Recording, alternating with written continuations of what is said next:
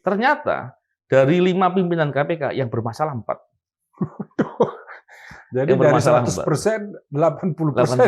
80%. Kalau errornya 80%, antara dua, orang-orang ini nggak berintegritas atau nggak kompeten. Harusnya Presiden marah dong. Ini orang-orang ini kenapa milihnya jelek sekali gitu. Penanggung jawab semuanya ada di Presidennya. Presiden yang harus bisa mendorong agar KPK-nya itu kuat. Tapi KPK dilemahkan kan ternyata Presidennya diam saja. Semoga nggak bagian dari orang yang melemahkan kan.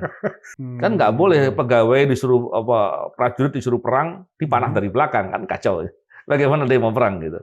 2019 indeks persepsi korupsi Indonesia di angka 40 dari angka 100. Indeks persepsi korupsi turun menjadi 34. Dan ini penurunan yang paling parah di dunia. Jika seandainya tidak ketemu juga di wilayah ideal, apa kita bubarkan aja KPK ini? Kalau persoalannya di KPK dan KPK begitu rusak dan pilihannya nggak ada lagi, ya pilihan membubarkan dengan syarat harus dibentuk lembaga yang independen lagi. Tapi masalahnya membentuk itu prosesnya panjang dan nggak mudah.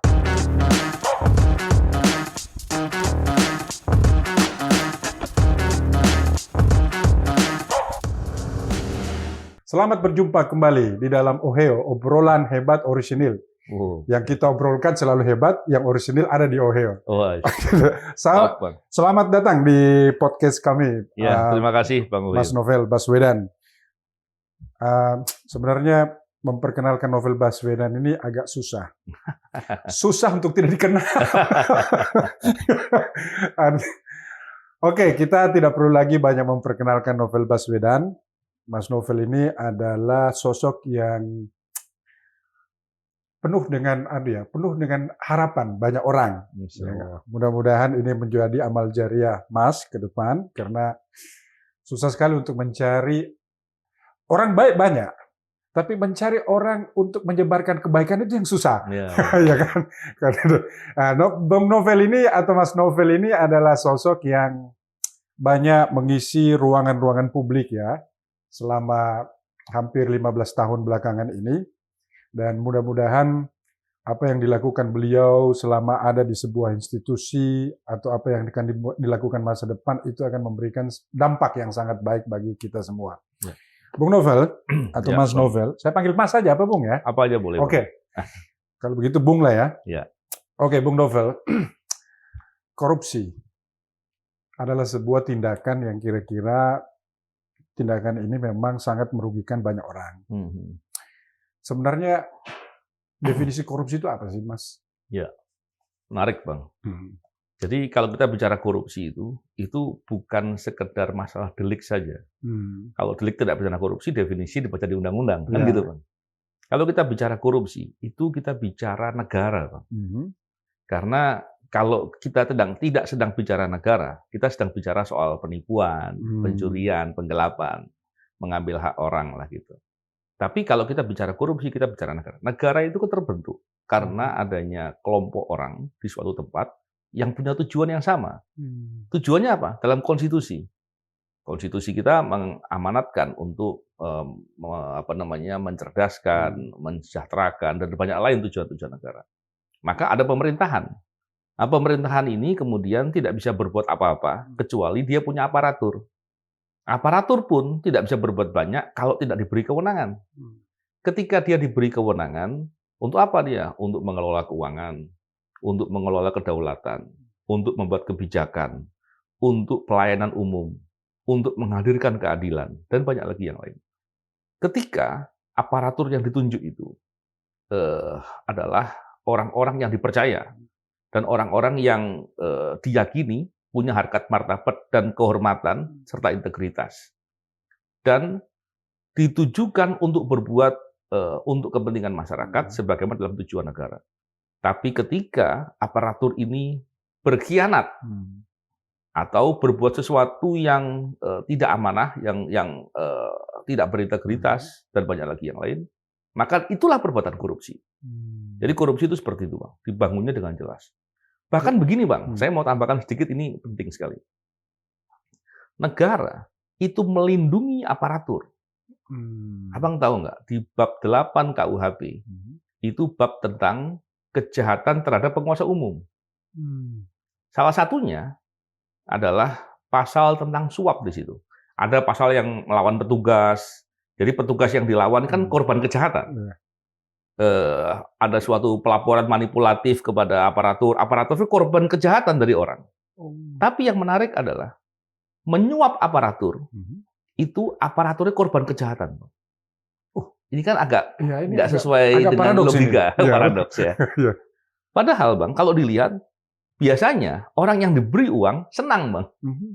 Tapi konteksnya dalam aparatur tadi, yang dia adalah orang yang punya kehormatan, orang yang punya integritas, dan dijaga harkat martabatnya oleh negara, maka ketika dia diberi uang dalam tugasnya, disuap, itu dia korban kejahatan. Kenapa? Karena harkat martabatnya sedang diserang oleh orang yang memberi uang itu.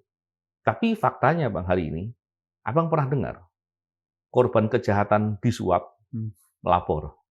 Korban kejahatan disuap, ya, melapor, dia, ya oke. Ya. Contohnya saya aparatur nih, saya disuap. Ya. Terus saya menjadi korban kejahatan, saya melapor. Belum pernah dengar Bang. Inilah yang salah berpikir.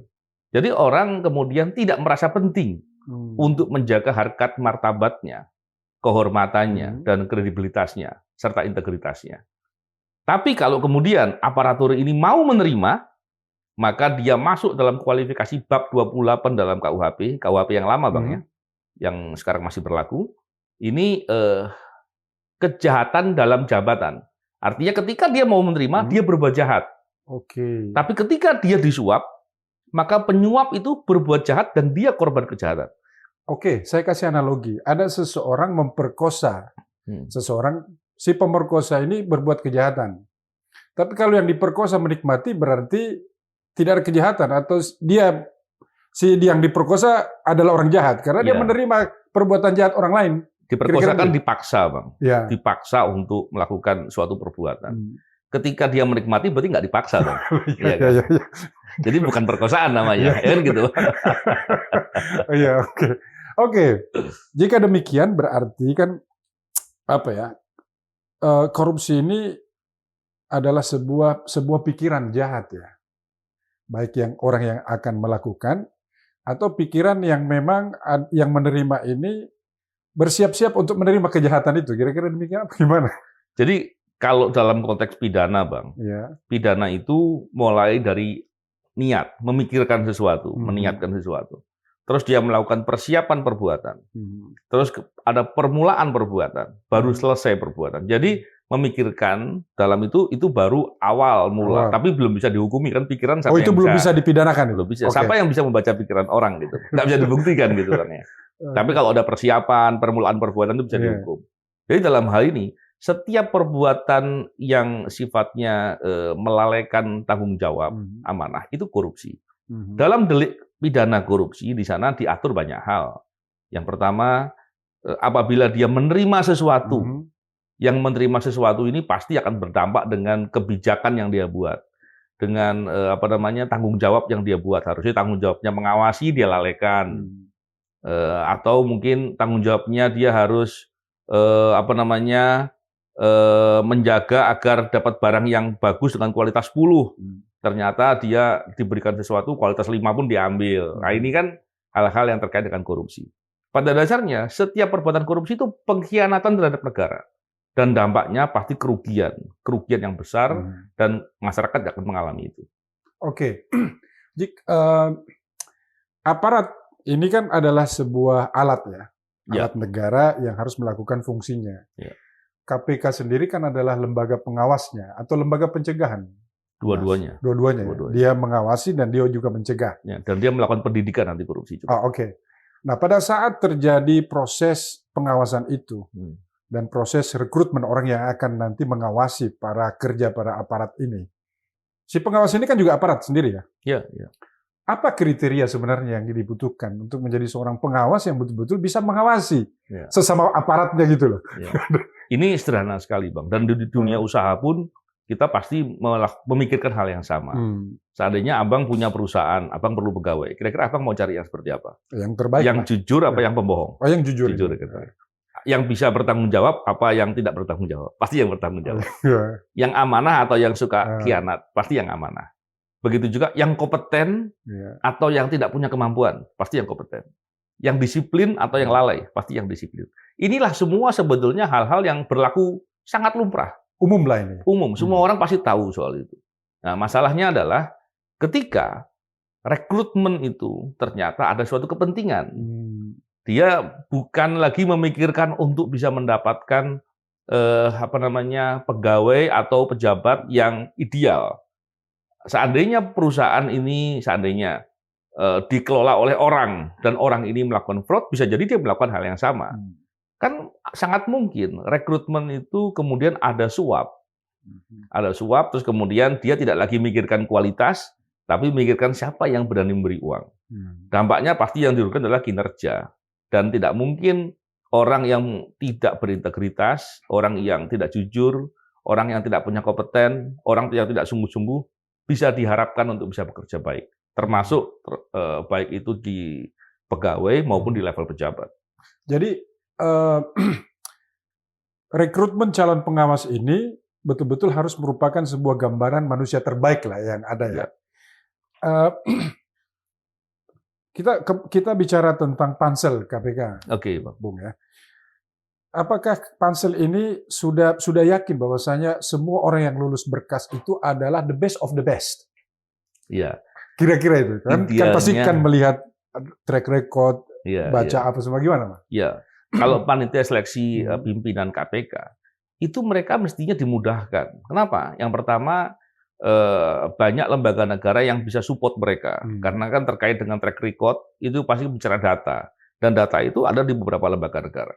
Yang kedua, ada proses yang diikuti oleh publik dan publik bisa memberikan masukan-masukan. Dan mestinya dengan begitu dia akan dapat informasi yang banyak untuk mengambil keputusan. Dan biasanya, dan saya kira ini juga selalu dilakukan ya, ada konsultan. Konsultan ini biasanya juga dipakai di perusahaan swasta maupun di perusahaan di lembaga-lembaga negara untuk mendapatkan soft kompetensi yang baik, untuk mendapatkan kecenderungan ini orang ini suka bohong apa enggak. Itu terbaca dalam psikologis. Tapi masalahnya dipakai apa enggak? Masalahnya dimaksudkan apa tidak?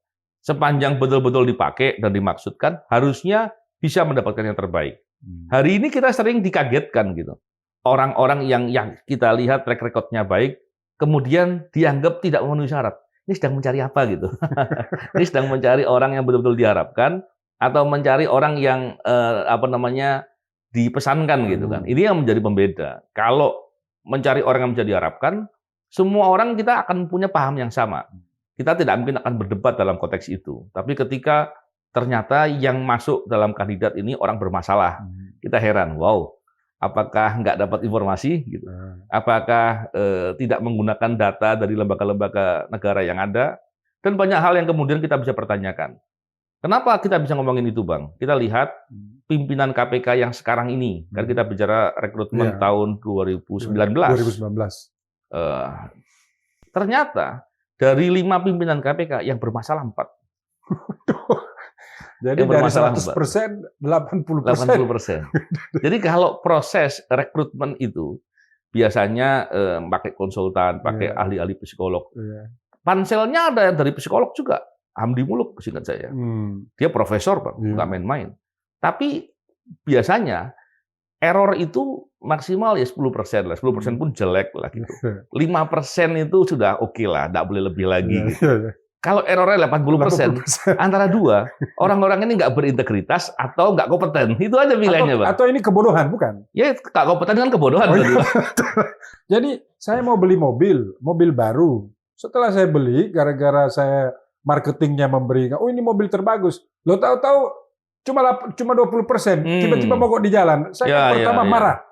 Yang kedua saya mengumpat, saya mengutuk dan macam-macam. Kira-kira begitu ya. Kita sebagai masyarakat itu sama, kita sebagai pemilik nih, kita ownernya nih, ownernya dari suatu kepentingan semuanya. Ketika ternyata orang-orang yang dibayar, kan pejabat-pejabat itu kan dibayar, Bang, bukan kerja untuk gotong royong kan, jadi dibayar oleh kita masyarakat.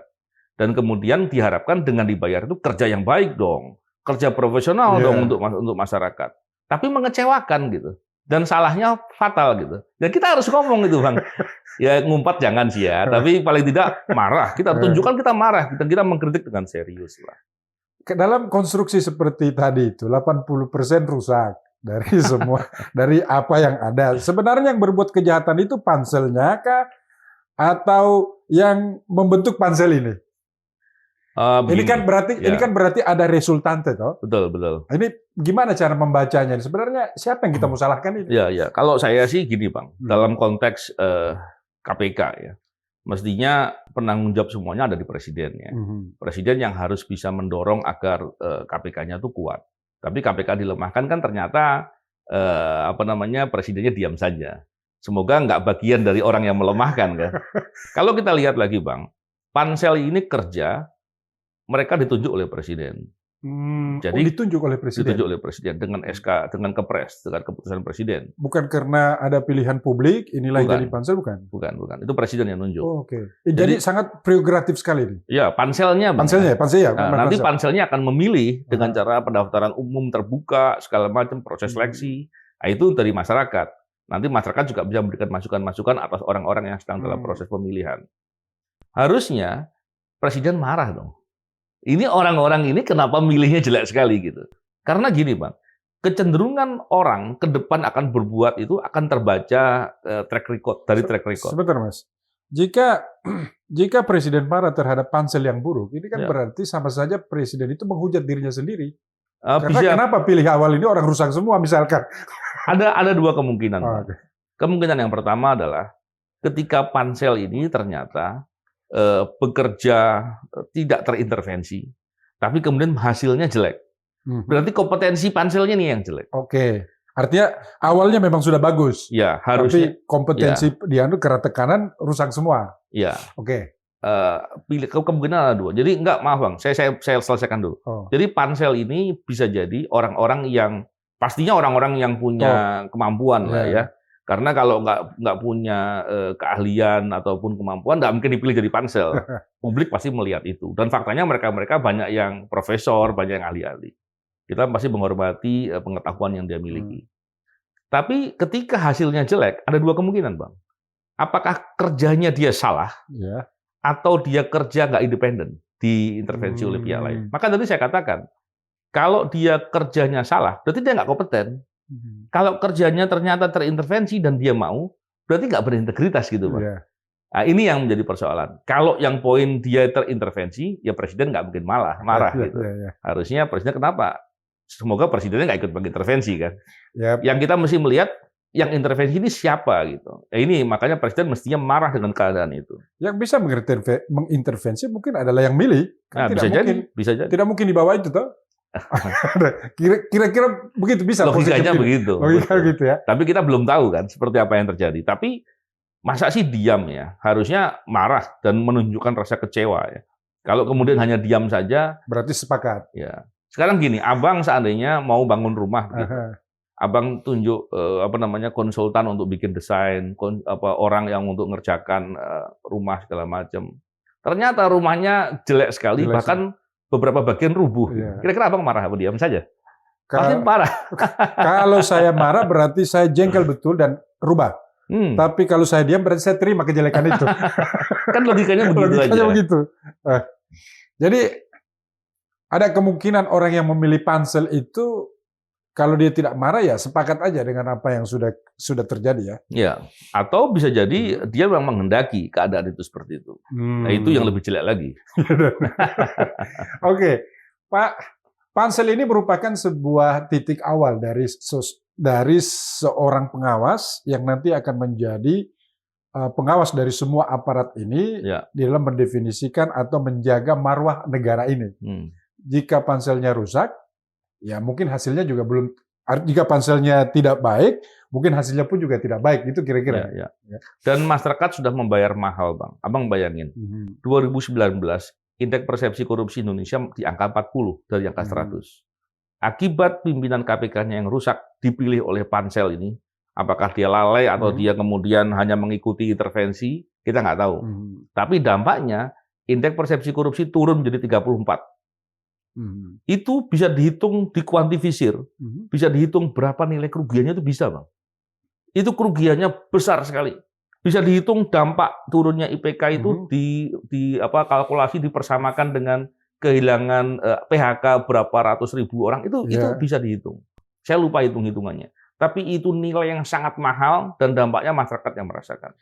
Oke, ini gambaran objektif ya, bukan karena Mas atau Bung pernah ada di dalam, tetapi kalau kita melihat bahwasanya Pansel yang 2019 ini ternyata menghasilkan cuma 20% barang bagus, belum tentu bagus tuh Bang. Belum tentu bagus ya. Tidak bermasalah Tidak gitu. bermasalah.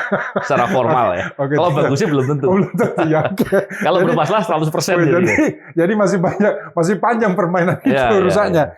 Jika bahwasanya hasil 2019 itu berdampak tidak terlampau bagus bagi ekspektasi kita, kira-kira berapa persen kerusakan dengan korupsi selama 5 tahun terakhir ini?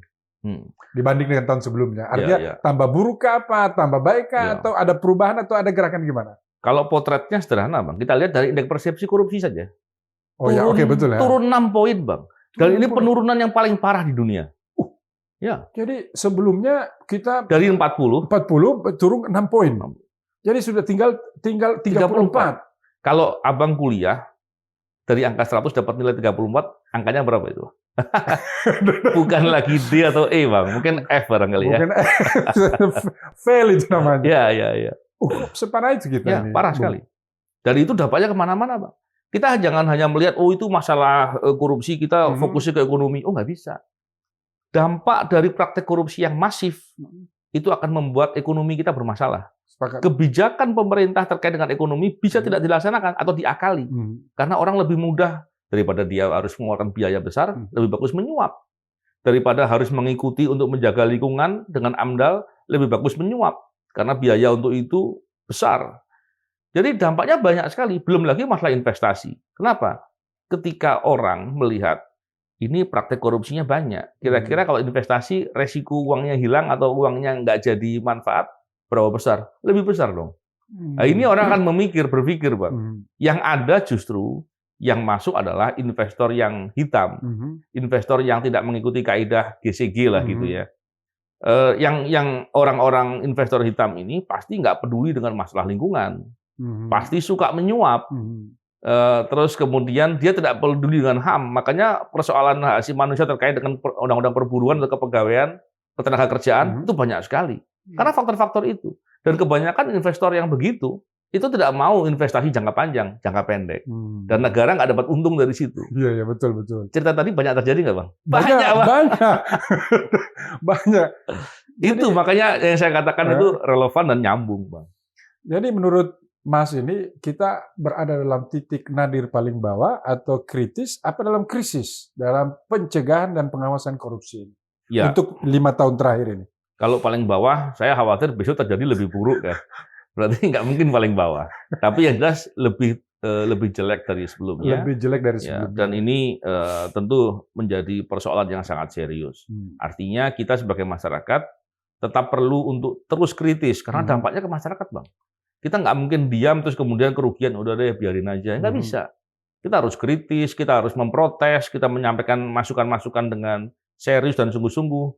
Yang dengan begitu memaksa agar pemerintah dalam konteks ini negara untuk memperbaiki, untuk sungguh-sungguh serius dalam konteks mencapai tujuan negara tadi. Ini Presiden Prabowo tahu nggak ini bahwasanya penurunan indeks? Pasti tahu, Bang. Pasti tahu ya. Dan kita lihat Presiden Prabowo menyampaikan concern terkait dengan masalah anti korupsi dan pemberantasan korupsi. Ketika awal menjabat disampaikan dengan keras. Yang perlu kita ukur adalah apakah itu diimplementasikan apa tidak. Itu yang kita perlu lihat. Tapi kan kita sudah lihat ada berita bahwasanya Jaksa Agung sudah menangkap seorang aparat yang di kehakiman itu yang 1 triliun itu hampir 1 triliun. Iya. Dan kasus Tom Lembong ini itu mungkin sudah awal mula ya. Kalau saya melihat begini, Bang. Kasus besar itu jangan dilihat dari besar nilainya saja. Nilainya, oke. Tapi yang kita lihat aktor intelektualnya dapat apa tidak. Terus yang kedua, kerugian keuangan negaranya dipulihkan apa tidak. Kalau tadi 1 triliun uang ada di tempatnya mantan petinggi MA. Yeah. Terus pihak-pihak pejabat-pejabat lainnya ditangkap apa enggak gitu. Kalau enggak berarti persoalan gitu. Ya, kita menghormati itu prestasi besar. Tapi dituntaskan apa tidak? Kalau nggak dituntaskan itu masalah gitu, Pak. Ya, betul. Dan jangan sampai juga proses penegakan hukum dimanfaatkan untuk kepentingan lain di luar kepentingan penegakan hukum. Nah, itu yang harus diawasi.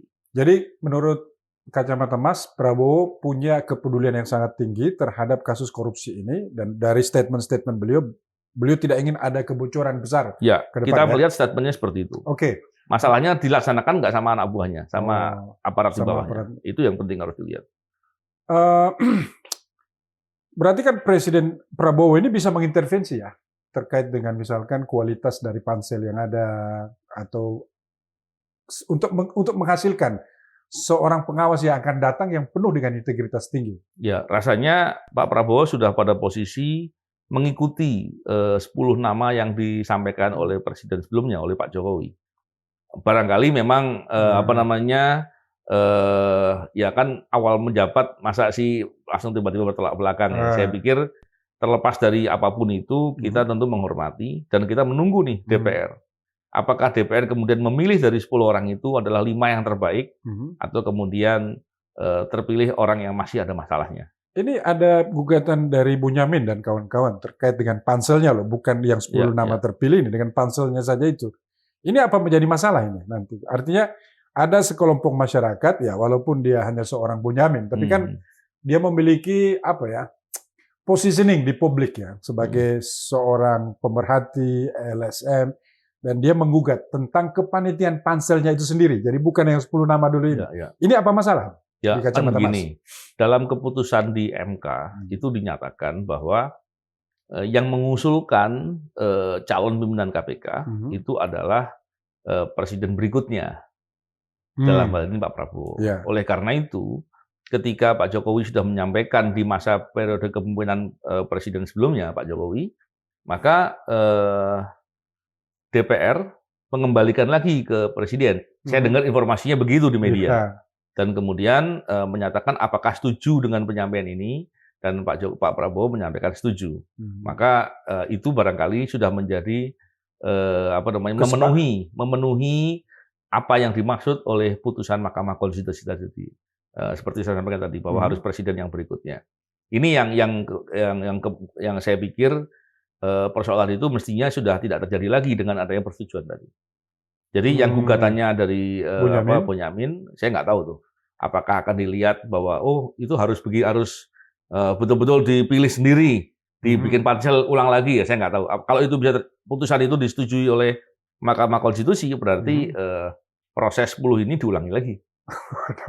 Tapi saya nggak tahu itu putusannya akan seperti apa. Tapi paling tidak dengan adanya DPR mengembalikan surat dari Presiden Pak Jokowi kepada Presiden yang sekarang, Pak Prabowo, dan Pak Prabowo kemudian menyetujui bahwa 10 nama itu yang tetap menjadi calon pimpinan KPK, maka mesti keputusan MK itu sudah dilaksanakan. Dari kacamata Mas sebagai, anggap Mas sekarang ini adalah pemerhati masalah korupsi ini ya. Kualitas pansel ini gimana Mas? Apa sama dengan yang tahun 2019? Apa jangan-jangan lebih buruk dari yang tahun 2019 itu? Ya, kita di kacamata Mas loh. Kita sulitnya gini, Bang. Orang-orang yang dipilih sebagai pansel ini orang-orang yang pastinya orang-orang kompeten, orang-orang yang punya kedudukan, punya pengalaman, dan gelar akademisnya juga pasti banyak gitu kan, Bang. Yang sebelumnya juga begitu. Jadi kita baru bisa menilai apa yang akan dilaksanakan itu ketika sudah selesai nanti. Memang pansel yang sekarang ini banyak catatan-catatan yang serius. Yang pertama adalah ada beberapa informasi atau masukan terkait dengan calon pimpinan KPK yang diduga ada persoalan, tapi kemudian orang itu masih lulus. Ini yang menjadi pertanyaan. Yang kedua, ada beberapa orang-orang yang punya kredibilitas, punya integritas yang baik, bahkan dikenal sebagai orang-orang yang betul-betul punya komitmen dalam pemberantasan korupsi, sikapnya pun jelas, nggak lulus. Ini kan hal-hal yang kemudian kita masih ragu, apakah nggak lulusnya itu betul-betul karena suatu proses seleksi atau karena suatu kepentingan lain. Nah, ini yang kita mesti lihat. Mas, saya agak terganggu sedikit. Kok setiap kali panitia pansel itu harus profesor, harus doktor, apakah itu jaminan mutu? Menurut saya profesor itu kan cuma lambang pengakuan akademisi, belum tentu lambang pengakuan sosial, toh? Iya. Artinya, apakah kita bisa mengakui keprofesoran itu, kedoktoran itu, atau apapun status sosial itu adalah jaminan mutu terhadap pilihan mereka terhadap masalah integritas itu kan tidak ada sertifikatnya. Ya, ya. Kira-kira begitu ya. Ya. Gimana pandangan Mas? Ya, memang dalam pandangan saya gini, Bang. Masalah integritas itu yang paling penting. Ya, seandainya ada yang punya pendidikan tinggi tapi nggak jujur, dengan yang pendidikannya nggak terlalu tinggi tapi jujur dan berintegritas, saya kira yang berintegritas pasti harus didahulukan. Harusnya ya, Bang ya. Tapi saya nggak tahu. Tentunya untuk memilih pasti ada pertimbangan-pertimbangan lah. Kemudian dipilih orang-orang tersebut. Ada kira-kira pesan-pesan tertentu dari pansel ini untuk memilih orang-orang tertentu yang 10 ini? Artinya apakah ada gambaran begitu itu dalam pandangan Mas sebagai kan pasti Mas punya intuisi dong sebagai seorang yang pernah berinteraksi, karena ini kan masalah psikologik ini. Betul ya Mas ya?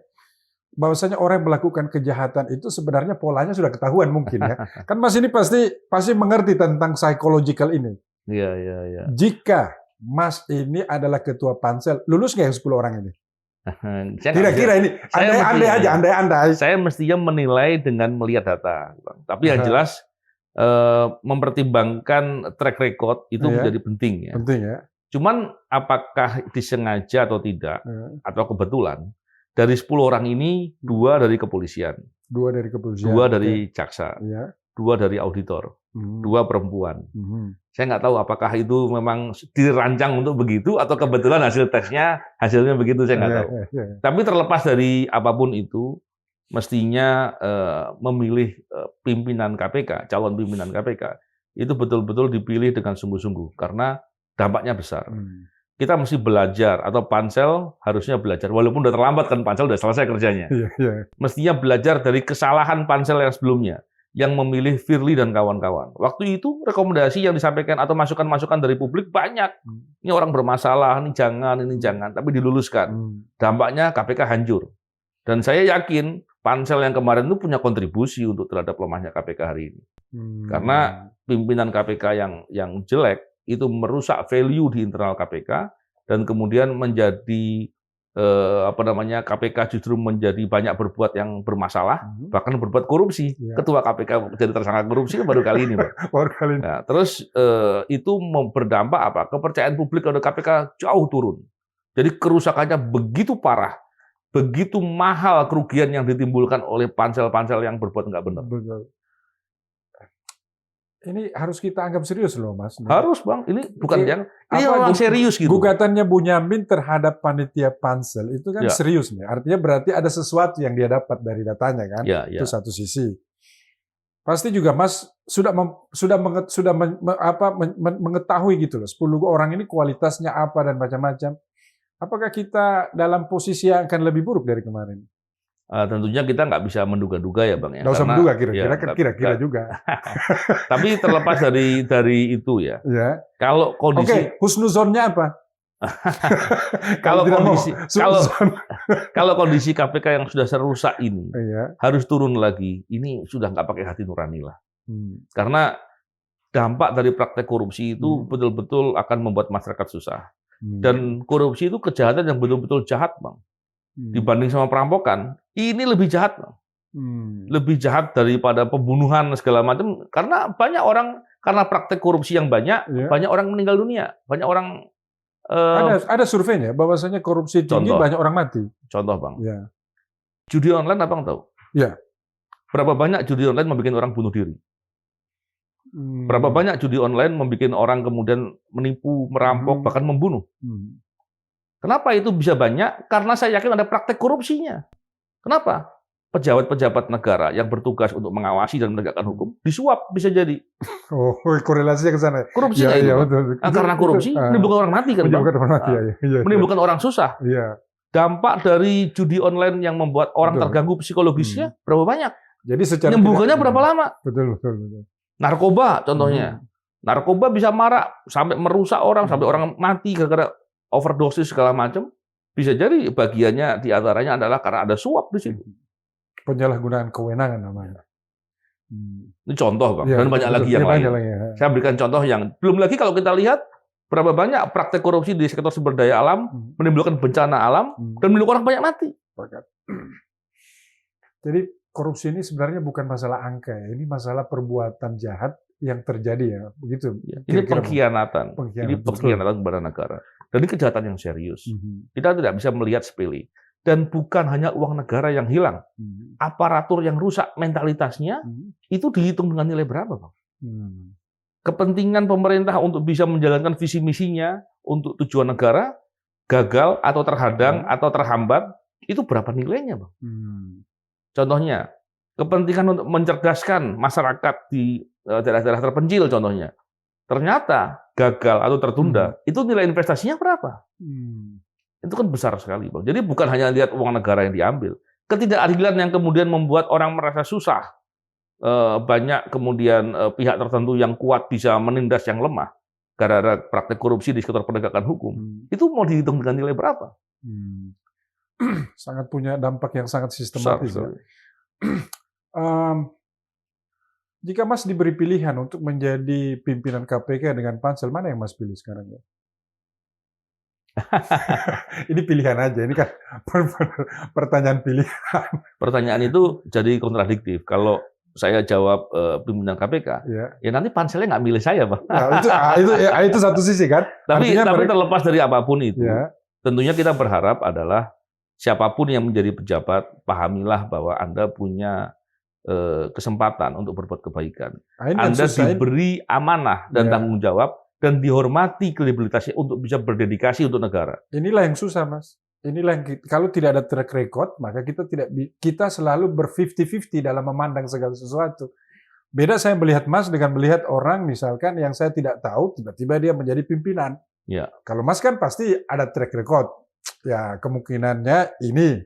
Tapi yang ini ya kemungkinannya bisa berhasil, bisa juga 100% gagal. Ya itu tadi konsep 80-20% tadi itu. Nah itulah ya Mas kira-kira. Tapi terlepas dari itu semua, tentu kita kan tidak mungkin bisa mengambil pengaruh di bagian yang kita nggak bisa pengaruhi langsung. Yang bisa kita lakukan adalah kita memperbesar kepedulian, kita perbesar pengaruh, dan kita terus membawa semua persoalan-persoalan begini ke ruang terang agar publik paham persoalannya itu apa. Juga kita terus perlu mengajak semua orang merasa memiliki negeri ini. Dengan apa? Dengan peduli, dengan kritis, dengan tidak membiarkan setiap kedoliman atau kesewenang-wenangan atau kejahatan korupsi dalam bentuk apapun. Jadi KPK hari ini lebih kita katakan lebih buruk juga tidak bisa ya, karena itu suzon konsepnya. Kalau KPK hari ini memang lebih buruk, Bang. Lebih buruk. Berarti ini bukan kan kalau lebih kan dari yang kemarin, Bang. Nanti hari ini dengan yang kemarin. Kalau nanti KPK-nya seperti apa kita nggak tahu. Iya. Kita jadi suudon kalau ngomong. Tapi kalau apa yang hari ini, ya pasti lebih buruk, Bang, udah jelas. Saya ini melihat semua ini kan, artinya saya lihat Mas waktu dulu di KPK. Menurut saya ini menurut pandangan saya loh ya. Iya. KPK nyamannya Mas itu masih lebih baik lah. Bukan masih ya, tapi lebih baik lah daripada hari ini. Artinya jauh, Bang. Jauh lebih baik. Jauh lebih baik. Artinya ukuran-ukurannya itu kan tadi sudah ada indeksnya. Pernah tembus 40 ke atas indeks itu? Belum pernah ya. Indonesia level tertinggi yang pernah didapetin angka 40. 40 dan itu terjadi masa Mas ya. Itu ya. Jadi Indonesia itu ketika 98 posisinya 20 sekian lah gitu. Rendah sekali. Dan bertahap itu naik. 2014 masa pemerintahan Pak Jokowi pertama kali posisinya 34. 34 naik sampai 40. Kemudian 2019 anjlok sampai 34. Yang sebetulnya bukan 34 juga, 33, sekian lah gitu. Tapi dibulatkan jadi 34. Ini sorry Mas ya. Saya bukan mengidolakan profiling Mas ya. Jadi bukan Masnya nih, profiling ya. Tidak adakah orang seperti Mas itu di dalam itu? Artinya banyak, Bang. Saya yakin banyak. Cuman kan masalahnya begini. Tidak semua orang merasa siap ketika bergesekan dengan hal-hal yang menghendaki keburukan. Ya kan? Kan orang kan mesti paham bahwa berintegritas untuk diri sendiri itu biasanya mudah. Tapi ketika berintegritas harus bicara dengan terbuka, harus mencegah kejahatan. Biasanya serangannya akan besar gitu, Bang. Dan kemudian orang memilih untuk diam dan tidak berani. Nah, itu kan perlu membangun ini, Bang. Perlu membangun kekuatan diri. Maksudnya karakter diri mesti kuat.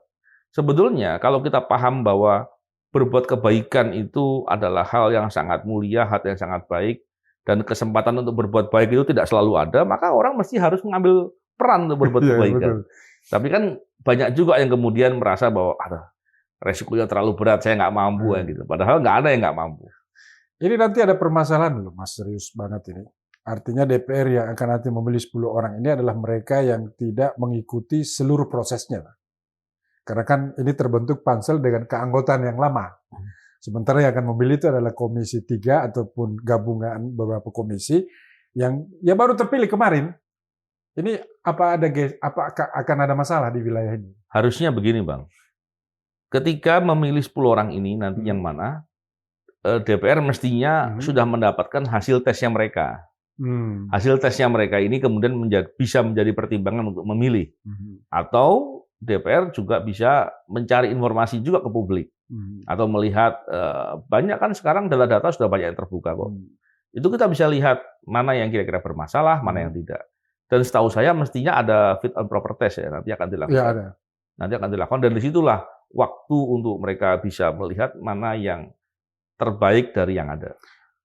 Apa perlu diundur masa pemilihan itu supaya ada waktu bagi DPR baru ini untuk menyaksikan sebenarnya dan menerima masukan publik? Karena terus terang saja anggota baru ini ya banyak yang mengerti politik, ada juga yang tidak mengerti politik. Gimana nanti? Ya, kalau diundur rasanya nggak perlu, karena prosesnya juga waktunya kapan kan nggak ditentukan. Jadi mereka punya waktu sendiri lah, punya waktu mengatur. Yang batasannya adalah tanggal 20 Desember pimpinan baru itu akan dilantik. Oh, akan dilantik. Jadi batasannya mungkin itu, dan rasanya punya waktu yang cukup lah. Artinya masukan masyarakat masih bisa mempengaruhi anggota DPR ini untuk menampilkan pilihan yang terbaik ya. Ya, tapi masukannya kemana nih, Bang? Kan nggak dibikin salurannya. Ya, itu dia. Tapi DPR mestinya bisa lah punya cara itu. Harusnya ada dong. Ya. Artinya tidak ada lagi. Artinya pansel dalam hal ini kan sudah menyelesaikan tugas kan? Udah selesai. Sudah ada 10. Ya. Masukan-masukan masyarakat kalau misalkan ada yang bersifat ekstrim itu, apakah ini menjadi bahan pertimbangan presiden? Bisa. Apakah bisa presiden mengintervensi? Kan presiden sudah menyampaikan dengan surat ke DPR. Jadi bolanya di DPR sekarang. Jadi sudah di DPR. Kasihan DPR-nya nih, nanti harusnya kan pilihannya itu the best of the best. Ya. Jangan sampai di dalam the best itu ada yang the worst. Ya. Bagaimana kalau yang the worst itu ikut terpilih dalam 5 orang nanti nih? Berarti salah DPR. Kenapa pilih yang jelek? Bukan.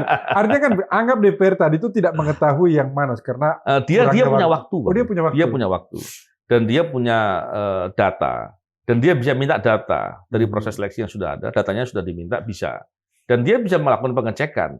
Dan dia bisa mengkonfirmasi dalam fit and proper test. Kenapa ini tidak terjadi di masa awal rekrutmen? Jadi orang bermasalah itu tidak ada yang masuk dalam 10 itu. Harapannya begitu. Ini kan akhirnya kan membuat DPR ini kan akhirnya ya bisa juga dia benar, bisa salah. Ya. Tapi kalau semua orang 10 itu namanya benar semua, maka tidak akan ada error. Kira-kira begitu, Mas ya? Idealnya begitu, Bang. Tapi DPR kan ketika mau masuk sebagai anggota DPR mesti sudah bisa meyakini dirinya, dia punya kemampuan. Dan dia harus bisa menunjukkan bahwa dia betul-betul berpihak kepada kepentingan masyarakat dan memilih yang terbaik. Apa tidak ada indikasi pelemahan KPK itu bukan terjadi di perubahan undang-undang, tapi di kualitas para pengawas ini? Kalau saya lihat ini, Bang, kumulasi. Perubahan undang-undang itu melemahkan KPK. Pimpinan KPK yang busuk dimasukkan itu justru membuat permasalahan dan merusak yang begitu parah. Dan pegawai KPK yang sebagai PNS itu justru membuat mereka rentan terintervensi. Jadi 3 soal ini tiga-tiganya berkumpul menjadi satu persoalan. Ini mulai kita ngeri-ngeri sedap ini loh, Mas ini. Kalau artinya pola 2009 pansel itu terjadi sekarang dan hasilnya itu adalah 80% ini tidak bisa dimanfaatkan untuk mengawasi ini dalam posisi bahaya loh ini. Artinya pemerintahan yang akan datang ini agak sedikit Presiden Prabowo ini akan susah untuk mengatur permainan ini nanti ke depan. Kira-kira. Memang gini Bang, mungkin Presiden juga berpikir, Presiden punya kejaksaan, punya Polri, yang bisa melakukan tugas juga untuk konteks pemberantasan korupsi. Tapi menempatkan KPK sebagai lembaga yang mengkoordinir itu harusnya dilakukan. Karena kepentingan pemberantasan korupsi yang ideal adalah dilakukan oleh lembaga yang independen. Jadi kalau KPK itu independensinya mesti harus dijaga, dan itu akan bisa menempatkan KPK melakukan fungsi untuk memberantas korupsi dengan optimal. Kalau KPK dijadikan sebagai sebuah komandan untuk pemberantasan korupsi, sementara lembaga ini kan ad hoc. Bagaimana caranya dia mengatur lembaga yang sudah konsisten sejak awal, polisi dan kejaksaan? Apa tidak akan terjadi clash of the interest di sini? Ya, mestinya gini Bang, bicara KPK sebagai lembaga ad hoc, ini ada di mana? Nah, saya tidak melihat itu dalam undang-undang, tidak ada. Terus yang kedua, ad hoc itu dipahami di dua hal. Yang pertama ad hoc yang namanya ad hoc sebagai sementara, atau ad hoc yang tugasnya khusus. Kalau kita baca dalam undang-undang KPK, itu tidak ditemukan. Bahkan di memori Vantullechting-nya, pembahasan di DPR soal pembahasan soal undang-undang waktu dulu, tahun 2002, tentunya sebelum itu ya bisa jadi. Itu tidak disebut juga soal ad hoc ini. Jadi saya berpandangan yang disebut sebagai ad hoc ini mestinya ad hoc dalam konteks adalah khusus tugasnya. Tapi terlepas lembaga ini adalah ad hoc atau bukan, itu mestinya bukan soal. Yang berpengaruh adalah dia lembaga yang independen atau tidak independen. Sepanjang dia independen, ini mestinya bisa bekerja dengan lebih baik. Dan kalau kita lihat pun di Piagam Jakarta, UNCIC, itu mengamanatkan Indonesia membentuk lembaga anti korupsi yang independen, dan itulah namanya KPK. Dan UNCIC itu sudah diratifikasi dengan Undang-Undang Nomor 7 tahun 2006. Artinya tanggung jawab dan kewajiban itu ada, dan bukan hanya pilihan, tapi kewajiban. Nah, ini harus dilakukan. Dan kalau itu dilakukan, maka kalau kita lihat kejaksaan dan kepolisian, mereka mempunyai tugas untuk penindakan dan pencegahan.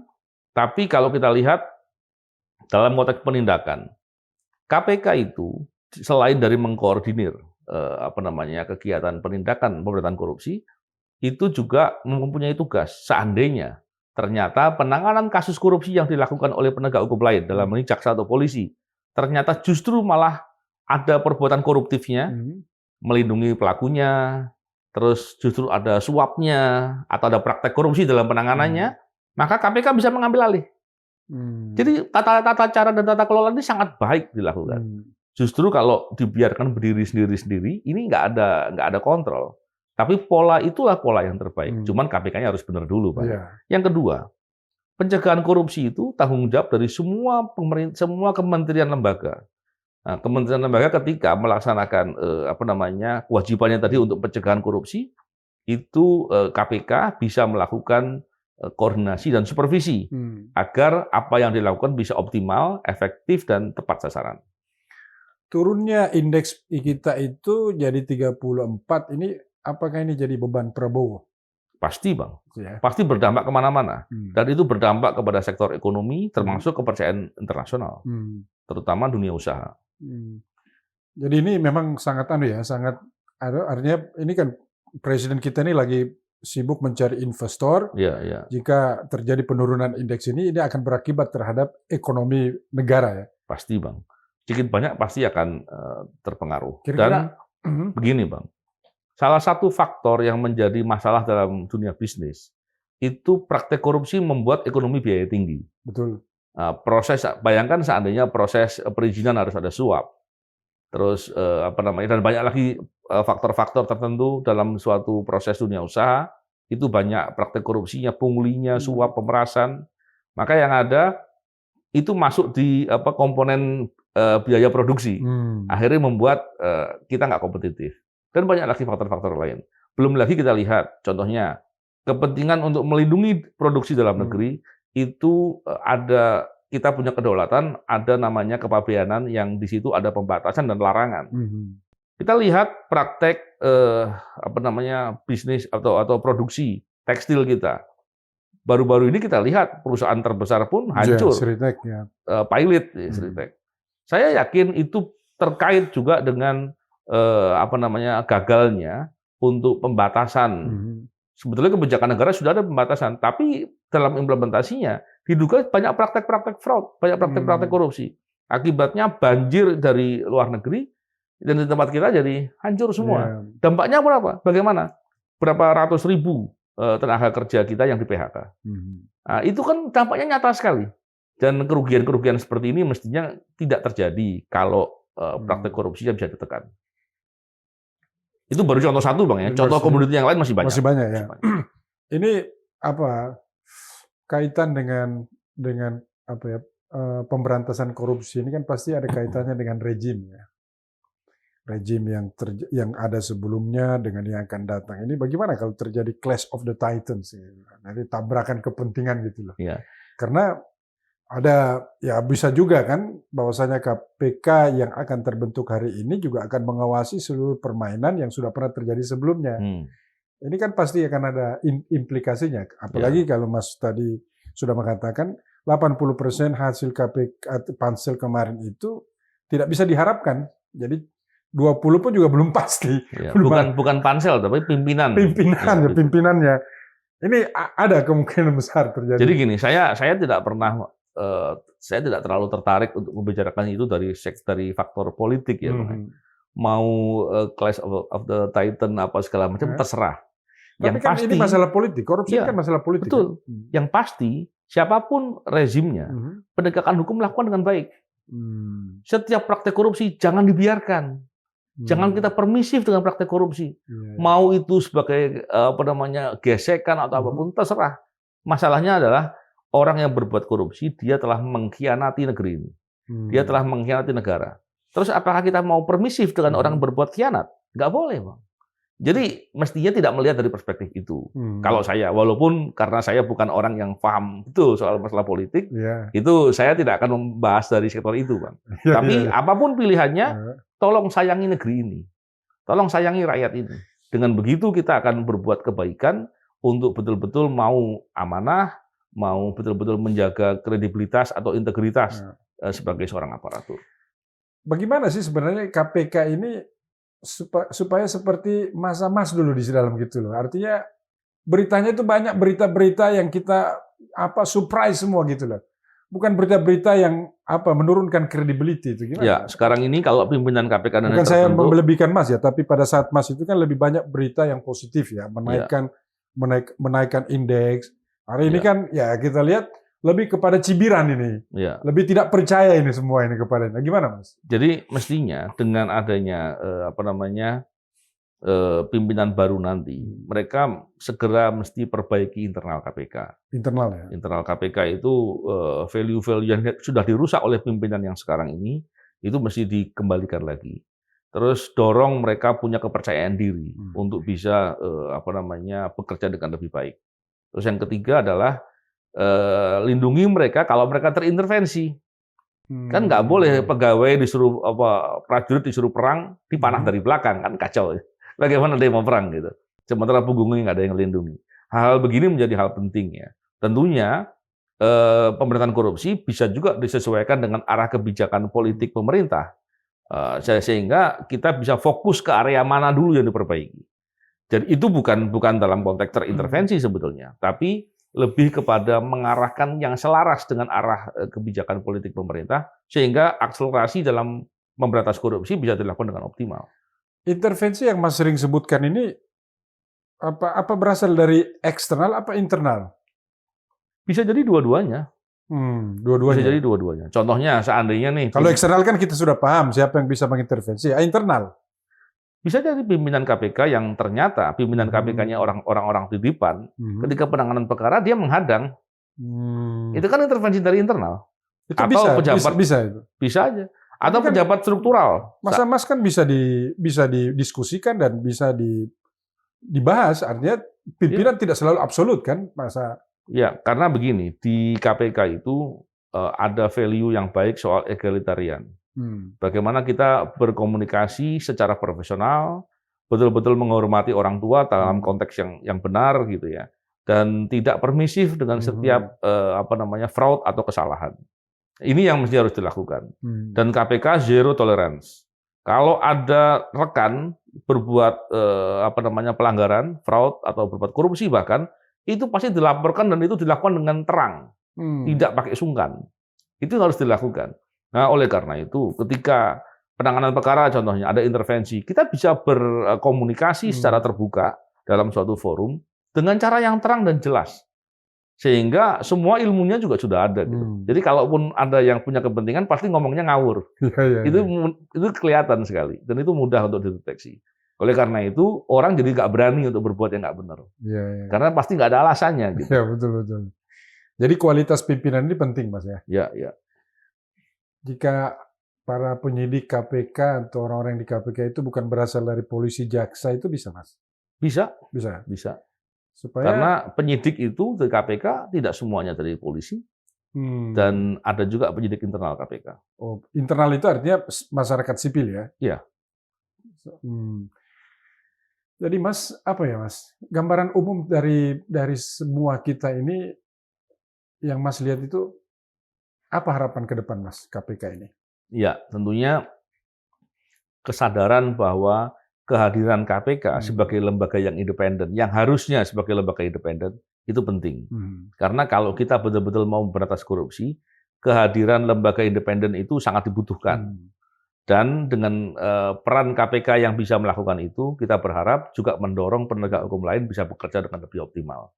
Karena saya yakin kok, walaupun kita tahu atau sering mendengar lah, ada penegak hukum di kepolisian atau di kejaksaan itu banyak terintervensi oleh banyak kelompok atau banyak orang lah gitu ya. Yang baik masih banyak.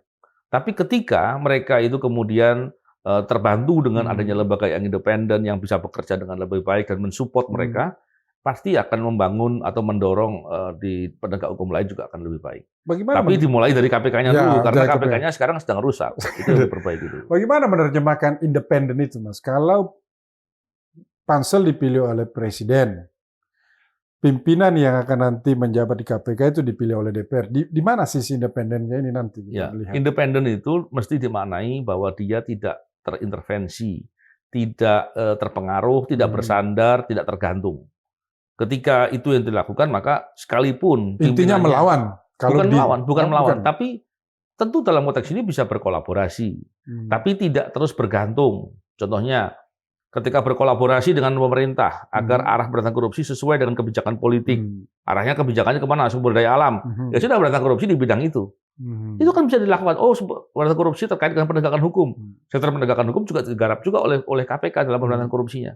Saya kira itu bisa dilakukan dan itu kolaborasi, bukan konteks melawan. Tetapi seandainya artinya melawan terhadap intervensi maksudnya. Ya.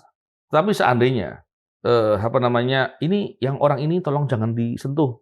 Ini orang yang dulu berkontribusi untuk A, B, C dan seterusnya, harus dilawan, nggak boleh, nggak bisa, nggak boleh. Karena penegakan hukum harus dilakukan dengan cara yang sama. Artinya kalau pakai konsep tadi itu berarti bisa kita anggap bahwasanya jika ada orangnya Presiden Prabowo yang bertindak koruptif, ya mau tidak mau ya harus dieksekusi. Ya, pastinya kalau fakta-faktanya jelas disampaikan ke beliau juga pasti akan marah. Tidak, pasti akan begitu. Jadi saya pikir siapapun orang yang mencintai negeri ini, ketika melihat ada pengkhianatan pada negeri ini harusnya marah. Logikanya kan? Kalau berpikir waras pasti begitu. Masalahnya ketika nggak marah, kita pertanyakan apa persoalannya. Wah, tapi Mas ini sudah menyentuh sebuah narasi yang sangat kuat bahwasanya siapapun yang pengkhianat ya harus dihabisi. Ya. Dan beliau ini kan adalah tentara ya, militer yang memiliki sifat ya dia tidak menerima disersi. Ya. Harus semua tertib kepadanya. Kira-kira ya, dan beliau juga menyampaikan itu juga kok. Jadi saya pikir tinggal kita lihat implementasinya. Kira-kira harapan kita pasti artinya melihat karakter kan, kita ini kan melihat karakter pemimpin, Pak. Ya. Walaupun begitu kita tidak terus percaya 100% begitu. Tetap memberikan ruang untuk kontrol ya. Jadi dalam konteks ini tentunya mengingatkan, mengkritik itu menjadi hal penting. Semoga dengan begitu bisa on the track. Saya berharap Mas ini jadi ketua KPK loh, pimpinan KPK. Artinya kalau bisa masuk diterima sebenarnya cocok lah. Artinya bisa negeri ini harus menakutkan terhadap orang jahat. Kira-kira Ya, demikian ya. konsepnya Mas ya. Ya, pada dasarnya orang jahat jangan dikasih ruang kan. Itu dia. Karena dia mengganggu dan dia merongrong. Dia merongrong. Dan itu bisa saja merusak tatanan. Ya, Kira-kira Mas betul, ya. betul. Oke Mas, kira-kira marilah kita memiliki pandangan positif terhadap pemerintah yang akan datang ini, memiliki kemampuan dan kekuatan untuk meletakkan dasar-dasar negara melalui aparatnya ini bekerja untuk lebih baik.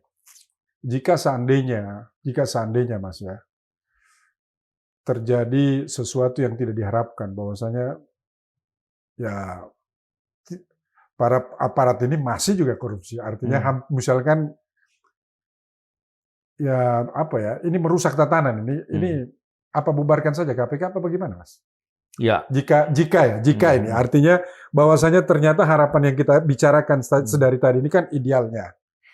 Jika seandainya tidak ketemu juga di wilayah ideal, apa kita bubarkan aja KPK ini? Nah, sekarang kita mesti lihat persoalannya ada di mana. Persoalannya apakah ada di KPK-nya yang bermasalah, atau di pengambil keputusan di eksekutif atau legislatif yang bermasalah. Kalau permasalahannya ada di eksekutif atau legislatif, ya kita mesti kritik, kita mesti protes, agar mereka bisa melakukan kebijakan sesuai dengan yang semestinya. Tapi kalau persoalannya di KPK dan KPK begitu rusak, dan pilihannya nggak ada lagi, ya pilihan membubarkan dengan syarat harus dibentuk lembaga yang independen lagi. Tapi masalahnya membentuk itu prosesnya panjang dan nggak mudah. Maka pertimbangan-pertimbangan mesti diukur dengan sungguh-sungguh. Kita tidak boleh mengambil kebijakan dengan marah. Kebijakan harus dibuat dengan tepat dan tentunya yang paling efektif yang mana itu yang harus diambil. Kenapa sih kejaksaan dan polisi ini tidak mampu menciptakan sebuah kolaborasi besar untuk penanganan extraordinary crime ini? Semasa sebelum ada KPK itu menurut pandangan Mas gimana? Ya, sepanjang praktek korupsi di sektor penegakan hukum masih banyak, itu pasti kepentingannya bisa beda. Tapi kalau kepentingannya untuk negara, mestinya apa susahnya? Maka masalahnya kan seperti itu. Jadi apapun itu kita tetap terus mendorong ya semua pihak untuk bekerja dengan benar untuk negeri ini. Karena apapun perbuatan yang mereka lakukan untuk merusak, itu pasti merugikan kepentingan masyarakat dan kita semuanya rugi. Jadi kita masih butuh KPK ke depan? Saya yakin butuh, sangat butuh. Dan KPK yang independen ya, dan KPK yang nggak merusak dan menjadikan KPK sebagai ya untuk dimanfaatkan untuk kepentingan lain. Ya. Tolong Mas, closing statement terkait dengan suasana pemberantasan korupsi dan harapan kita terhadap pimpinan yang akan terpilih nanti ke depan. Oke. Saya closing statement saya begini. Yang pertama, berintegritas itu kepentingan kita. Kita perlu berintegritas karena kita punya masa depan. Dan integritas itu modal pokok untuk sukses di bidang apapun. Tapi integritas saja nggak cukup. Integritas perlu kepedulian. Yang dengan kepedulian itu maka kita bisa berbuat dengan lebih banyak dan bisa bermanfaat. Dan ternyata untuk kepedulian itu beresiko. Maka kita perlu punya keberanian bahwa resiko atau masalah atau ujian itu tidak selalu harus dipandang sebagai persoalan yang harus dihindari. Tapi itu bisa menjadi jalan untuk mendidik karakter kita. Yang dengan berintegritas, dengan kepedulian, dengan keberanian, maka kita akan mau memikirkan kepentingan negeri ini.